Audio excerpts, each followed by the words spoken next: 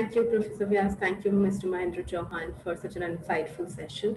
Moving to the last session for the India Dialogue of the World Industrial Design Day, I would like to invite Mr. Nikhil Bagalkotkar, Technical Sales Leader, APAC Autodesk India.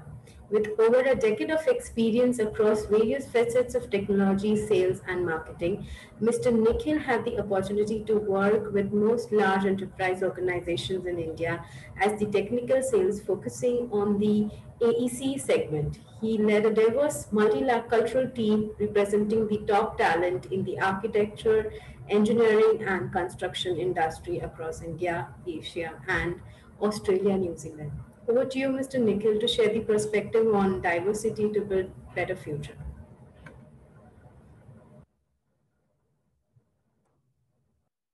All right. I know I'm the last speaker for the India segment, and I hope to keep it a little more interesting and a little more engaging. All right. So let's start off by looking at an example. I want all of you all to do this mental exercise with me over the next couple of minutes, and we'll just come to think about what diversity really means in design. Think of a car, okay? Any car for that matter, a cabriolet, a coupe, a supercar, a camper van, for that matter. Let's just diversify and go into all vehicles of all sorts. Now, when you're thinking about this car or this vehicle, I want you all to make a mental note of the top 3 decision-making criteria that are going to come to your mind when you're making a choice of whether going for a particular brand or a particular vehicle. Now, when you make that decision, also keep in mind that you're buying this car for your family to use. Your significant other, your girlfriend, your kids, depending on what age bracket you fall in. But you're looking at other family members to also use this car along with you. I'm going to give you 30 seconds to think this through. Okay. Now, this is where I say, look into my eyes and I'm going to read your mind.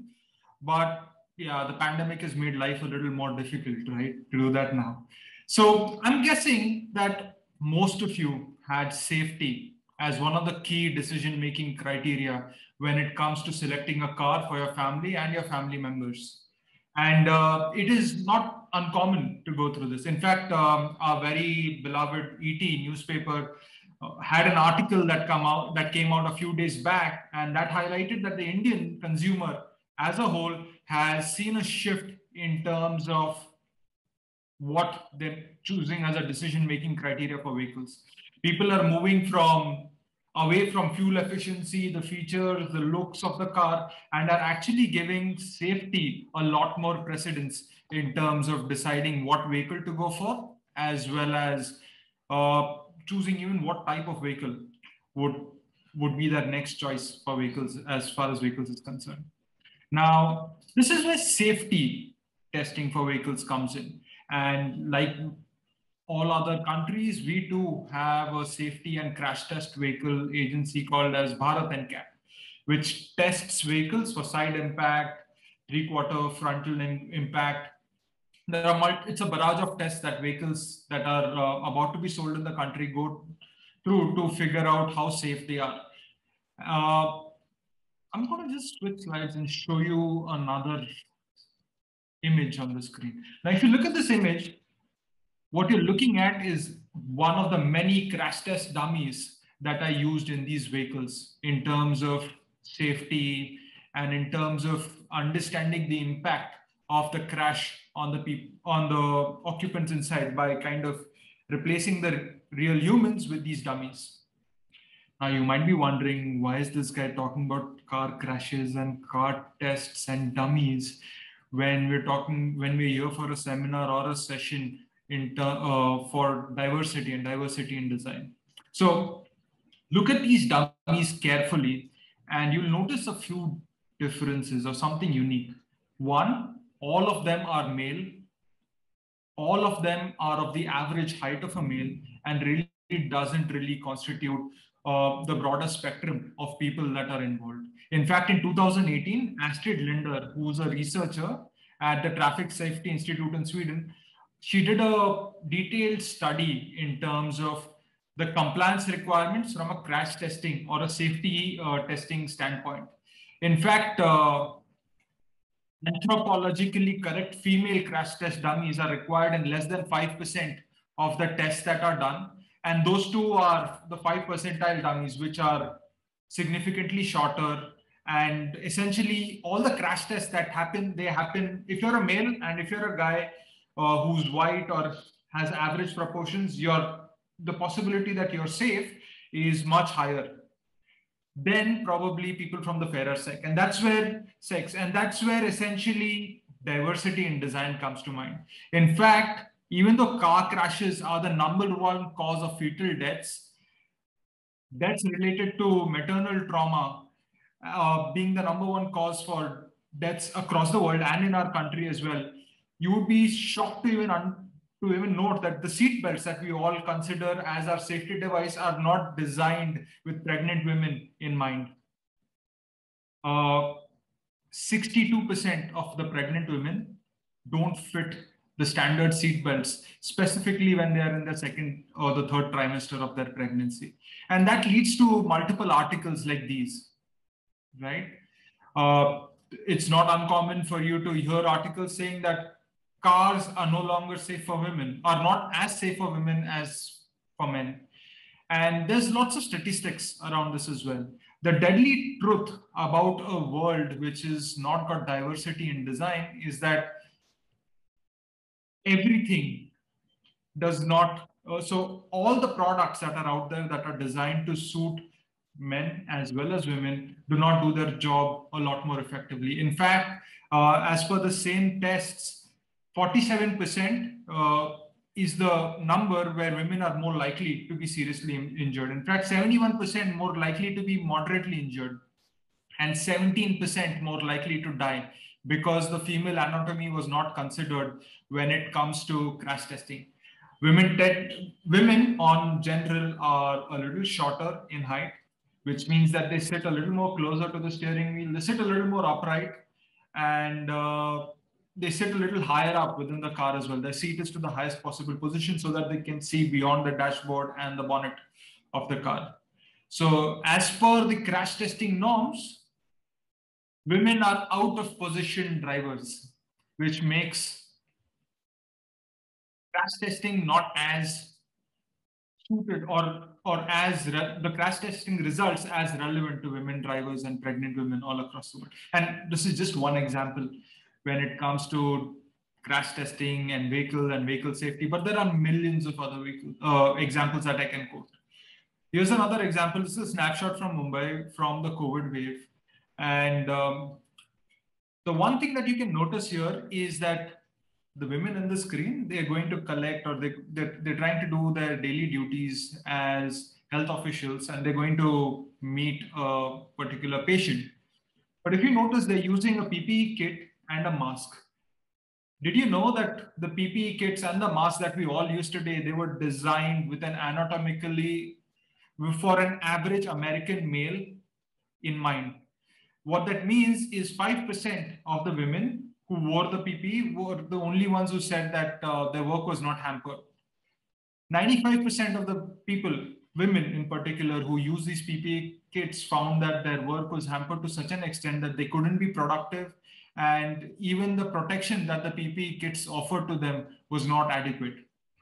The same example extends to everything right from stab vests to high visibility jackets to even your cell phones. So if you've seen the latest cell phone that's out there in the market, it's 5.5 inches in terms of your length or more, and it's not designed with the average woman's hand in mind.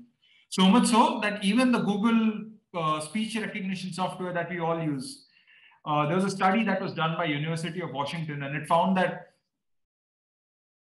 "Okay Google" and the sentences after that are recognized 70% more accurately for male voices than for female voices. And that's just one other example of how diversity in design can impact day-to-day things and even safety and lives.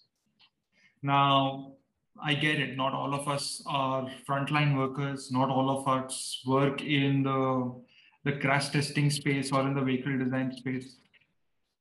Diversity also strikes close when it comes to the design of the workplace in which we operate as a whole is concerned. So the average temperature of our offices is determined by an equation called as the Fanger's thermal comfort equation. For those of you who are keen, the equation's put down there on the screen. This equation was developed in the 1960s, and it was developed in the 1960s in the US when a large majority of the office staff was male and predominantly male-run organizations. The reason why this equation and this is important is because we now, through scientific means, know for a fact that women's resting metabolic rate was overestimated by as much as 35%, which means that when you see a woman wearing a sweater or a scarf or a shawl in the office, she's doing that because she's uncomfortable by the average temperature of your office space. In fact, even the offices in which we all today operate run much, much cooler for the women than for the male. And this creates an unequitable environment for them. And it impacts not just the productivity, but it also impacts the broader morale of the team members within the organization. So moving from all the things that are wrong in the world to what does diversity mean? Designing for diversity means essentially designing without having your biases affect your design decisions. Designing irrespective of ethnicity, gender, sexuality, shape, size, age, diets, customs, norms, religion, socioeconomic class, education, training, the whole lot. And not so long ago, the term inclusive design did not exist. There was also a view among many that one size fits all may actually work for the broader audience. And it just made more sense from a design perspective. Well, it doesn't stand good today. Today, we are still surrounded by products that not only work for a limited range of people, but also are hard to interact with. And they create a lot of challenges in terms of the effectiveness of the product. Even though it is not always clear why products were designed to exclude a certain set of people, it is assumed that the Pareto principle, which is the 80-20 rule, essentially had something to do with it, which crudely suggests that if you can get a product design right for 80%, the 20% of the people will just make do with it. Well, yes and no. You might want to, the world is evolving and the world is moving from mass production to mass customization. And that's where designing for the diverse needs of different individuals with different backgrounds really comes to the forefront towards the success or failure of an organization. When I'm talking about diversity, if I were to kind of further distill this down, I could distill this down into three broad categories into what diversity could stand for. The three broad categories are based on usability, which is the physical interaction, the sensory perception, and the cognitive ability involved with the product. It is also often the case that the number of excluded people is dramatically underestimated. For example, you can either see or you can't. You can't have a gray area in the middle, right? In reality, your sensory, cognitive, and physical capabilities all tend to sit along a spectrum. And some of these spectrums are excluded altogether in terms of the way in which we are designing. So to further build on this, the approach that really has been defined by Design Council in UK to help design for diversity revolves around three broad pillars, which is understand, define, and evaluate. And just to kind of throw some more perspective around this, one is to understand the shortcomings of a particular product or a particular design methodology with respect to addressing a broad spectrum of people. Define the case studies, define the situations that you would want to kind of study. And last but not the least, evaluate. And based on that evaluation, again, have a continuous feedback loop through which you can evolve products as we move over the years and months to be a lot more inclusive so that people can really use them to the maximum possible extent. And it's not just a decision in terms of business. I have two numbers thrown up on the slide here. Again and again, research shows that diversity is good for business. According to a recent McKinsey report, companies who focus most on racial and ethnic diversity outperform those who don't by 36%. And companies with gender diversity on the executive team were 25% more likely to experience above average profitability. In another example, Boston Consulting Group study found that companies with more diverse management teams have 19% higher revenues due to innovation.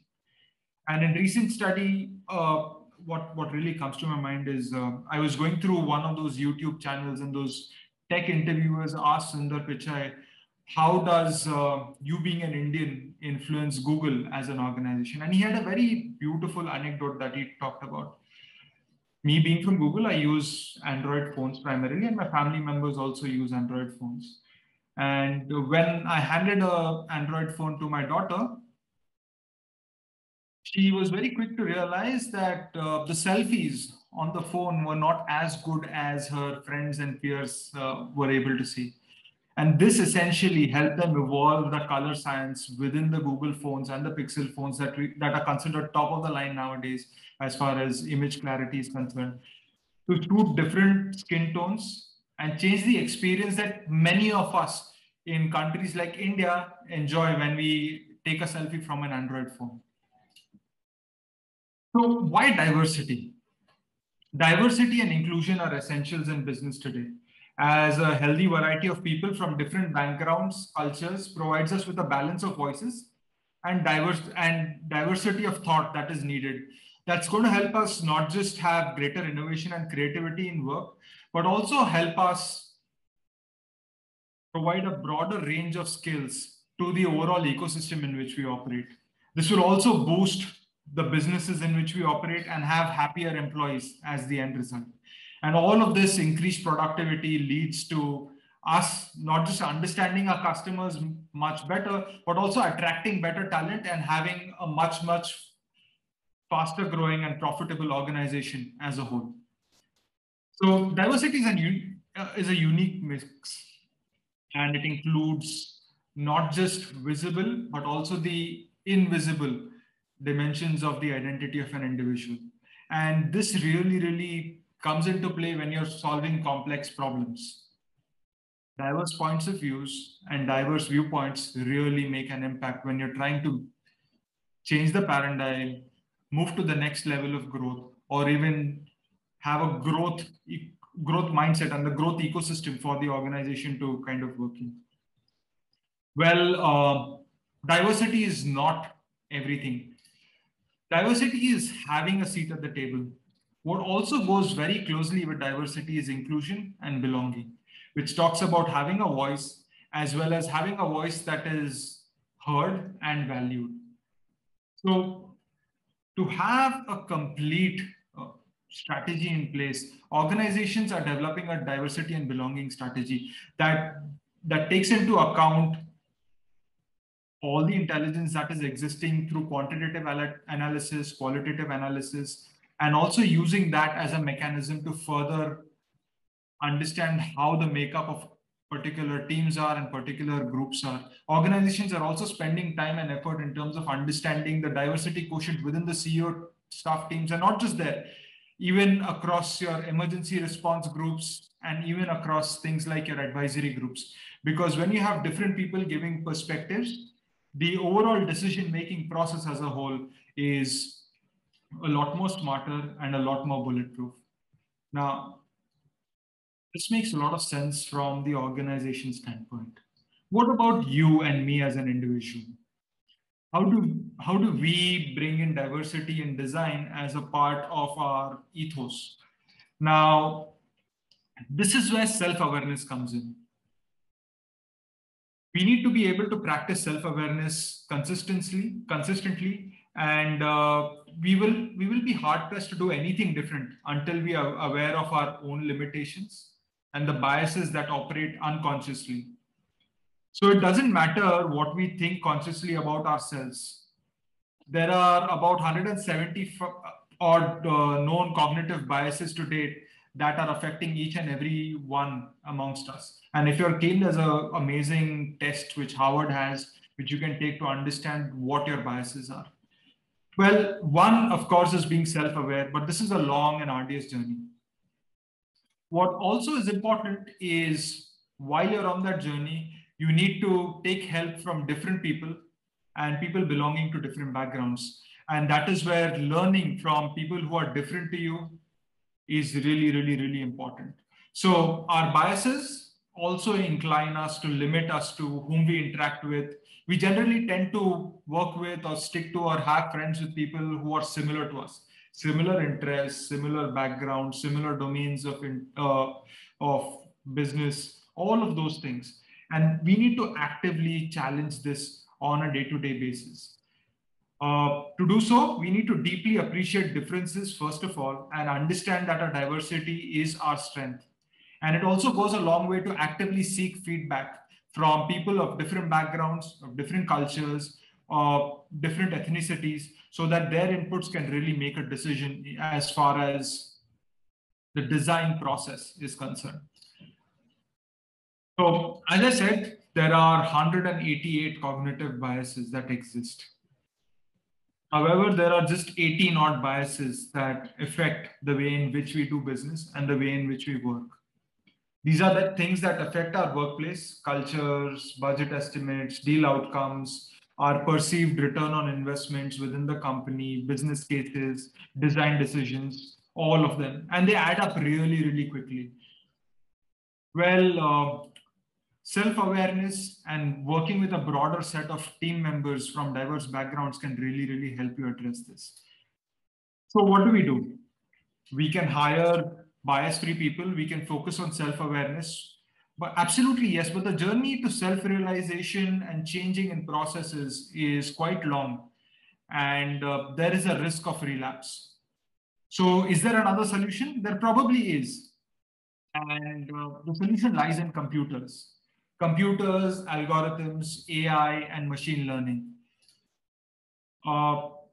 Unlike us, computers don't have as many biases. As design projects become more complex, we need to rethink how we are able to make decisions. Research shows that humans and machines working together can make better decisions more quickly. By using machines to do the heavy analytic stuff, it frees up architects to spend more time on discussing options with the project teams and really understanding the test cases on which those products need to be worked out. And that is where this new form of design comes through. This new way of designing is called generative design. So generative design is a form of artificial intelligence dedicated to creation of better outcomes. At Autodesk, we see generative design as a way to help designers use computers to adopt more automated ways of performing tasks. Any task which is repetitive can be done by the human, or even creative tasks can now be automated. We define a form of artificial intelligence, which is essentially helping designers choose the best option based on the criteria which they've defined. And the criteria could vary from the myriads of criteria that affect any other product, right? From density to aesthetics to efficiency to sustainability to producibility or manufacturability. Essentially, computers can help us make those design decisions and provide us hundreds of options to choose from, which are vetted for the test cases and are designed with diversity in mind. And it can extend from everything from stadium design to construction planning to designing the facade of the building and space planning as a whole. So generative design, essentially what it does is once you've defined the constraints around which you want to do the design process, the computers get to work and work out hundreds of thousands of designs depending on the producibility, materials used, and come out with alternative designs that can best represent the properties that you need from that product. At the same time, keeping in mind all the scenarios that we want to really encompass. So essentially, what we're talking about is the future of work, and that's powered through generative design and using computer algorithms and AI. But more importantly, I want to take a minute and really walk you through an example. Let me just quickly stop sharing and share again so that you can hear the audio as well of one of the examples of how generative design and computer algorithms can be used for standard design decisions within organizations. So here's an example of our office in Toronto. where we used generative design to design our office spaces as a whole. So what we did is we sent out a survey to all the employees sitting in the office, and we understood what their choices were. Some people wanted to be closer to the kitchen, some people wanted more light, some people wanted more peace and quiet while they could work, while some people wanted to be very close to their colleagues and friends. And based on the input from the surveys that came in, we were able to put it all into the AI algorithm. And the algorithm was able to churn out a design for the office space that provides an office environment that is suitable to each and every employee. And not just that, we were able to realize productivity gains as well as huge impact in terms of employee happiness and employee satisfaction as well within the organization by going through this experience. So with that, I'll stop talking and hand it over back to Pooja. Thanks. Thank you very much, Nikhil. Very nice presentation. And, I was just looking into the aspect which you are talking about, and very nicely you brought it to the generative design with the diversity. I just wonder that you are in a software company, you are a global company, and when you're especially dealing in India, and whether it's office spaces which you had shown, now how are you really working it out when it's North India, South India, East India, West India, and if your software or the preferences or the decision making in India, how do you operate looking into the diversity in behavior pattern and climatic diversity, and lots of way things are different in East, West, North, South? That's a great question, Pradyumna. What we've done is, through the logic of generative design as well as creating a set of tools, what that's enabled us to do is it's enabled us to design not just for the primary use cases, but also for the edge use cases, which would otherwise be counted in that 20% category. So imagine we have one of our customers using generative design as a technology for creating prosthetics for people who've lost their limb or are differently abled. Now, for them, for each individual, depending on the tasks that they perform on a day-to-day basis, as well as their physical characteristics, including their weight, their body build structure, as well as what activities they engage in, what we're able to do is we've worked with an organization that can bring in all those elements, and based on those inputs that are coming in, we can have custom 3D printed prosthetics that can be given to people that meet and really cater to the day-to-day needs of that individual a lot more accurately. More closer to mainstream, we've done a lot of work, particularly in the automotive segment as well as in the AC segment. If you look at every region, it's got its own set of challenges, right? So I'm based out of Bombay, and one thing, if you know about Bombay, it's that the locals are the lifeline of the city. Now, given that we are in a pandemic situation, and people still need to commute to work, we've been working on building algorithms that can understand how can queuing and movement of people within the railway station on the platforms happen such that the impact of virus transmission is a lot lower. We've also done similar work with other regions as well, which are focused on particular problem statements that involve a set of communities and a set of folks. So it's really a very vast topic. But as I said, it's been a journey, and so far it's been really, really rewarding for us. Thank you. Thank you very much. In fact, today's session is really diverse for this CI session, which we are doing. Talking from Piyush to Shian to Mahendra and you, very different perspective. You have all four of us you have brought in, meaning talking about that seat belt to the pregnant woman and how you are dealing with other things. And Piyush talked about the work environment, how diversity is operating. Shannon in the healthcare, and Mahendra talking about in watches and this lifestyle product, how you are sensitive towards.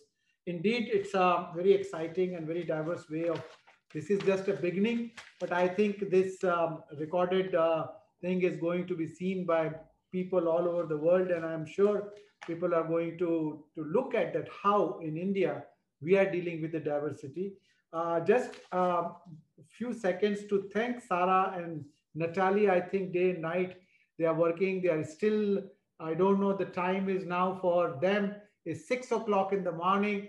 So Natalie and Sarah, I don't know if you can come on camera, but we just would like to thank you from our side. Pooja and Nitish, they are continuously working from our sides. Thank you, Sarah and Natalie. So I know that all night, I don't know whether you slept or not. So yes. not slept. So anyway, very nice. And I think you will be putting it on Facebook, the YouTube. So this will be available for people, and we are going to use it to show it to the institutions and other place. It's an excellent initiative from WDO organizing 24 hours, and you are the pillars. Sarah and Natalie, you really have worked out. So I would like to congratulate you from on behalf of CII, and also as a board member of WDO. This initiative is going to go a long way, and we have taken advantage of this technology to, it's of a unique program actually, if you think of it. And somewhere pandemic has taught us that this is a borderless world. Times may be different, but we can connect.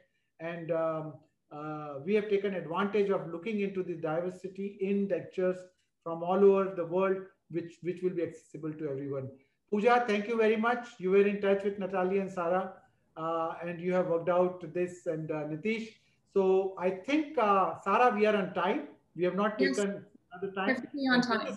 Are there going to be another session from India, or what is next one? No, we're closing out in India, and we're moving on to a special session with a couple of women from the WDO community. So past board members, past president, and past community liaisons. So they'll be talking about their experiences as women in design and women in leadership positions. Thank you. Thank you very much, and congratulations once again. Thank you. Thank you, Pradyumna. Have a good day. Thank you. Bye-bye. Thank you, Sarah. Thank you, Professor Vyas and Mr. Nikhil. Thank you all for giving us this opportunity to being part of this dialogue of World Industrial Design Day and presenting the India perspective here. Thanks a lot, Sarah, and all the best for the future sessions. Thank you so much, Pooja.